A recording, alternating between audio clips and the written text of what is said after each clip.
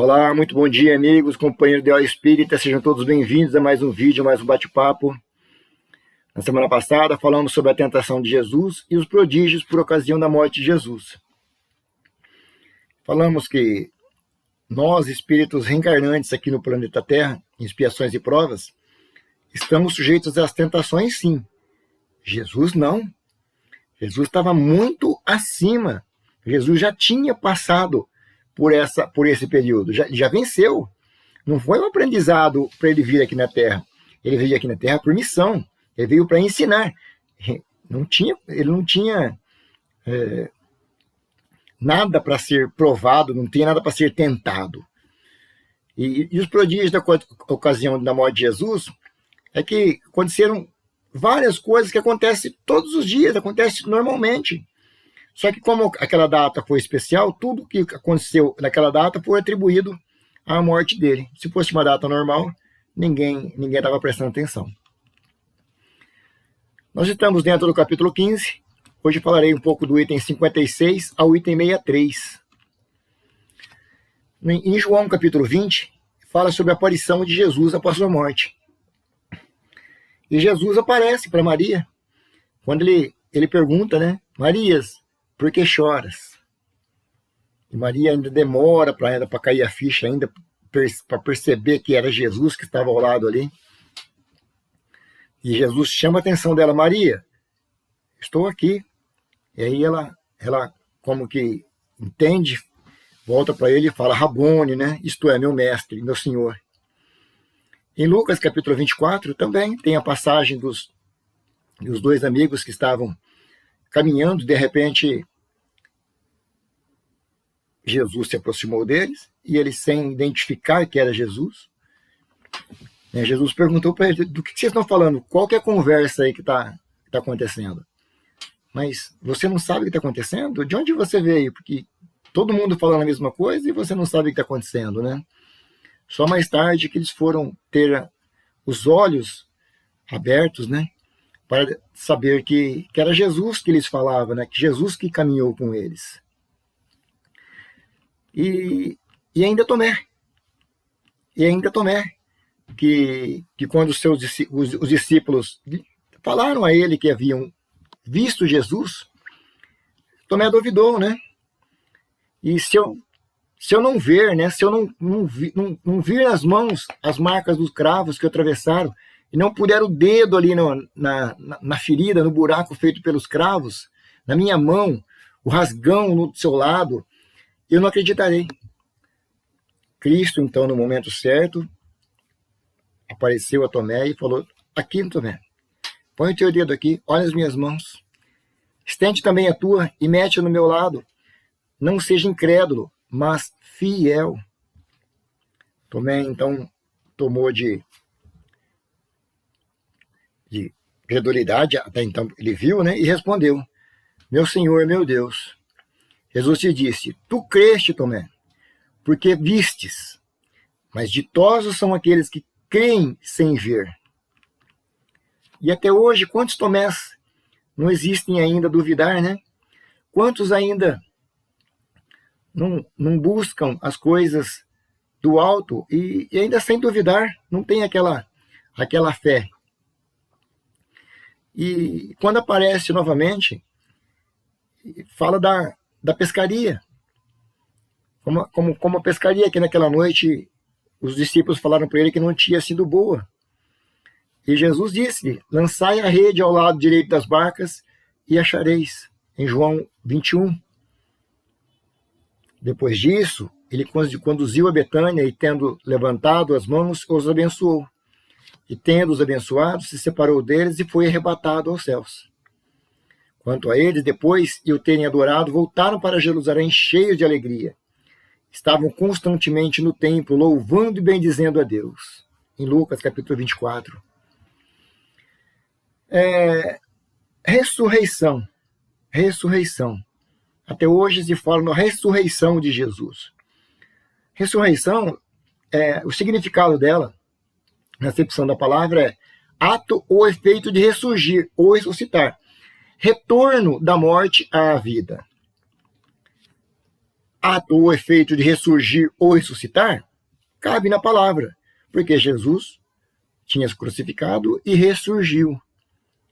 Agora, de retorno da morte à vida, não aconteceu.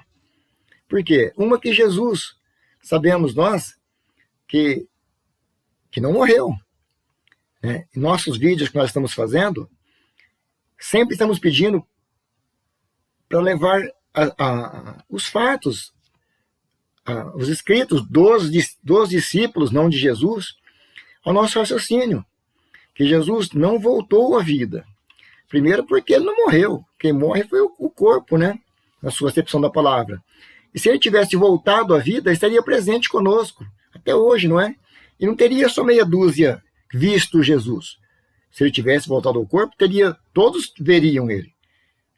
Como nós conseguimos ver as impressões materiais do corpo, né?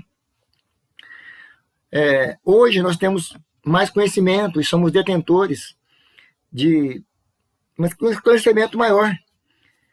Hoje nós podemos, sim, tirar o véu daquele misticismo e saber que as aparições de Jesus aconteceram. Sim, aconteceram. Aconteceram, mas não viram. O que viram não foi o corpo de Cristo, e sim o próprio Cristo, o Espírito, em espírito. E é claro, né, essa mágica, entre aspas, só se dá por conta do perispírito, que já conhecemos e somos sabedores da evolução espiritual de Jesus que ele tinha. Tem, não é? Plenas condições de deixar ser visto, ser tocado por quem ele permitisse. Jesus, a evolução que ele tinha, aqui na Terra ele poderia fazer qualquer coisa, não o fez qualquer coisa, que ele sempre respeitou a lei natural. Então, isso não quer dizer, né, que se tivesse um corpo ali, um fenômeno de materialização, já não são mais motivos de serem denominados como sobrenaturais. Não é porque alguém tocou ele ali que é um fato sobrenatural. Hoje conhecemos, sim, a manipulação dos fluidos. Sim, do fluido cósmico universal, que estamos cercados e que, aliás, na Terra, sabemos que tudo é derivação deles, dos elementos mais sutis até a matéria bruta. Tudo é fluido mais ou menos concentrados, de acordo com as forças naturais, como já falamos a respeito em vídeos anteriores. Porém, os discípulos, ainda meros aprendizes que estavam aprendendo com o Cristo, não tinham sequer um conhecimento à sombra do Cristo, não tinham conhecimento ainda para externar a maravilha do que aconteceu aos seus olhos. Todos os evangelistas narram as aparições de Jesus. Como eles iriam descrever um acontecimento que eles não entendiam ainda. Um ser que aparecia e de repente não estava mais ali, de aparecer num recinto fechado. Ora, o corpo físico não tem essa capacidade de entrar num corpo fechado. Eles sentem que Jesus já não é mais um homem. Caso acontecesse isso, não seria um privilégio de somente alguns veres, todos os veriam. Exclui-se aqui o sobrenatural. Hoje, na época certa, depois de evoluirmos um pouco, o Espiritismo vem nos abrir as portas, abrir os horizontes para analisarmos todos os fatos à luz do raciocínio. Raciocínio, gente. Fora do misticismo, sempre explicadas pelas leis naturais, leis fluídicas, e muitas delas que ainda não foram descobertas pela ciência, mas que nem por isso deixam de existir, de estarem presentes, seja na manutenção da ordem do universo, na natureza. Quantas leis existem na natureza que nós não conhecemos, mas essas leis existem. Estão aí para manter a natureza em perfeitas condições. O maior milagre que Jesus operou na Terra foi nos exemplificar a lei de amor, a lei de perdão, os seus ensinamentos.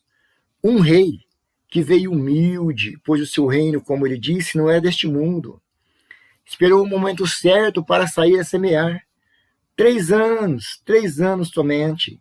Foi perseguido pelos seus concidadãos, traído por um dos seus apóstolos, negado por outro, abandonado por todos quando cai nas mãos de Deus, dos seus carrascos, né? E ele somente semeou amor, só fez o bem, e mesmo assim era acusado pelo próprio bem que o faziam. Assim como aconteceu a vários outros que vieram após o Cristo e foram queimados em fogueiras, né? A pretexto de serem denominados bruxos e bruxas, feiticeiros e tudo mais.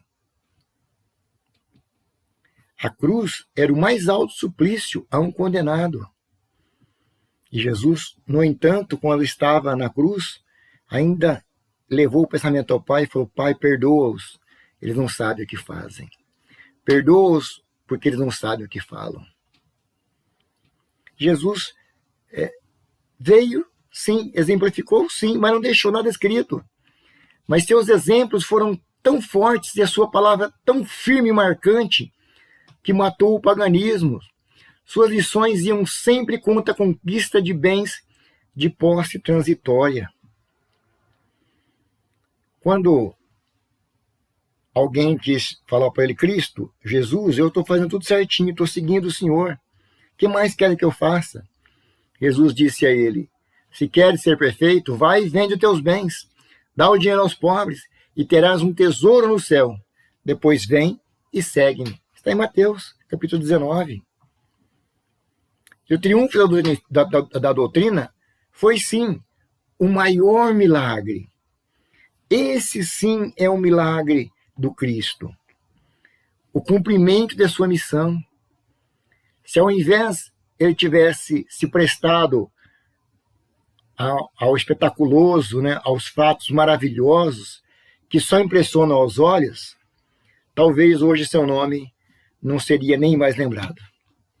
Tenham todos um bom dia, uma ótima semana e até semana que vem, se Deus assim o permitir.